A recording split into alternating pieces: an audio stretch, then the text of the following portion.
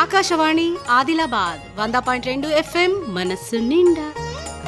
ఏదైనా మన ప్రాణం మీదకి వస్తేనే దాని గురించి ఆలోచిస్తాం, భయపడతాం.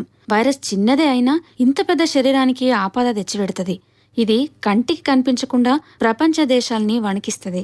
వైరస్ అనేది కేవలం మానవ శరీరానికి మాత్రమే హాని కలిగిస్తుంది.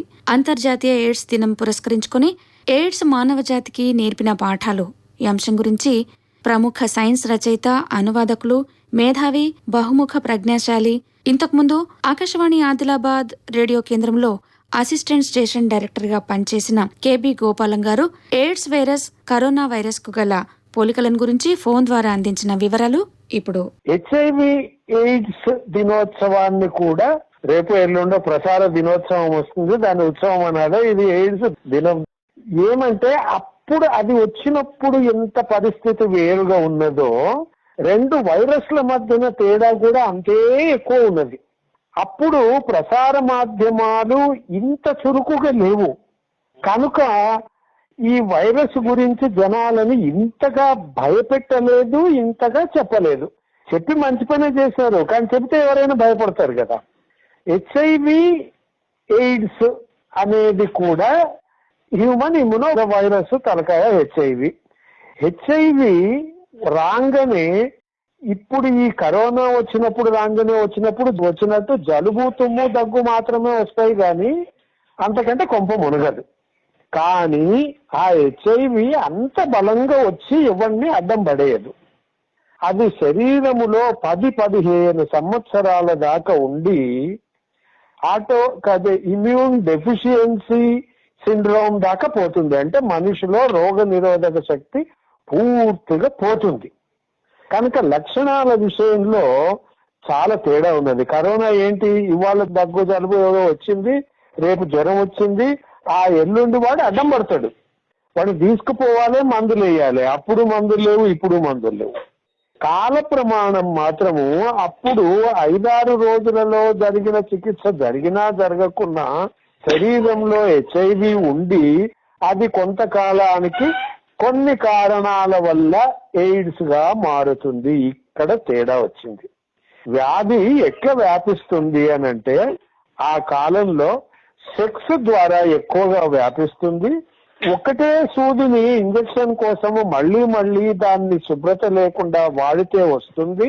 లేదా రక్తము ఎక్కడైనా బ్లేడ్ తో తెగింది చెప్తే నమ్మరు. ఆ తర్వాత మంగళ దుకాణాలలో ఒకరికి వాడిన బ్లేడు ఒకరికి వాడకూడదు అనే పద్ధతి ఆ తర్వాత మొదలైంది.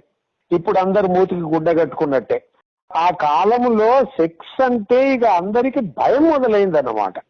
ఒకరికంటే ఎక్కువ సెక్సువల్ పార్ట్నర్స్ ఉంటే చాలు మీకు ఎయిడ్స్ వచ్చే అవకాశం వచ్చింది అనే వరకు అది ఒక రకమైన నైతికతకు దారితీసిందేమో అని అనిపిస్తుంది. సరే, ఆ తరువాత చాలా మంది గురైనది. ఇప్పటికీ కూడా జిల్లా స్థాయిలో ఆ ఎయిడ్స్ కు వేరే ఇవి పెట్టి వైద్యం చేస్తున్నారు, మందులు వచ్చినాయి, కానీ అది అదుపులోకి మాత్రం రాదు. కరోనా వైరస్ ఏమి రానంటే ఇది వ్యాపించేది సెక్స్ ద్వారా, ఆ సన్నిహితత్వం ద్వారా కాదు. నీవు మనుషులతో మాట్లాడితే చాలు, వాళ్ళని ముట్టుకుంటే చాలు, వాళ్ళ దగ్గరికి పోతే చాలు, వాళ్ళు వాడిన వస్తువులు వాడితే చాలు నీకు వస్తుంది అనే వరకు సోషల్ డిస్టెన్సింగ్, ఒకడికి ఒకడు దూరంగా ఉండండి. నిజానికి వ్యాధి రూపంగా చూస్తే ఎయిడ్స్ అనేది చాలా భయంకరమైంది. లాక్డౌన్ వచ్చేసింది. దేశాలు ఎక్కడి ఒక్కడ 6 నెలల 8 నెలల ఇవాళటి వరకు కూడా మెట్లు దిగకుండా బతుకుతున్నాను నేను. ఏమిటి, ఎందుకు పోతావు బయటికి? పోతే నీకు వస్తుందేమో, వస్తే ముసలి ఎక్కువ మంది కష్టపడతారు. కనుక ఈ రకంగా రెండు వ్యాధుల మధ్యన వచ్చేది వైరస్ ప్రకారమే అయినా రెండు వైరస్ల తీరులో చాలా తేడా ఉన్నది. ఇప్పుడు ఏమి అని అంటే 10 మంది ఒక చోట చేరితే దాంట్లో ఎవరి వల్ల ఎవరికైనా రావచ్చు అంటే భయం ఎక్కువ అవుతుంది కదా. అంతేగాని సెక్స్ సంబంధాలు లేకపోతే నాకు కోసుకుపోయింది.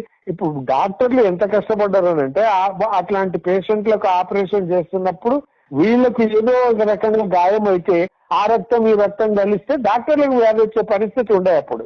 ఇప్పుడు ఏమైంది, అంత దూరం పోనక్కర్లేదు. 10 మంది పేషెంట్లను వరుస పెట్టి చూస్తే దాంట్లో ఆ పేషెంట్ కు ఉంటే కనుక ఆ డాక్టర్కి వచ్చే అవకాశం ఉంది. పరిస్థితి పూర్తి వేరుగా ఉంది.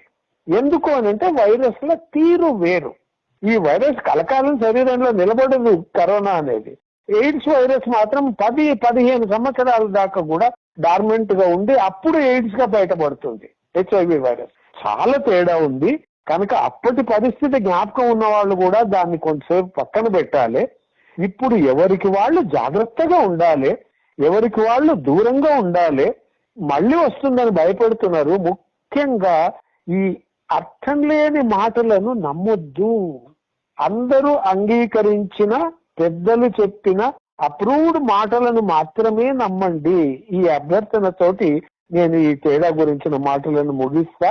అందరూ వేరువేరుగా ఉండండి, ఆరోగ్యంగా ఉండండి, ఆనందంగా ఉండండి. ఆకాశవాణి ఆదిలాబాద్ 100.2 FM మనస్సు నిండా.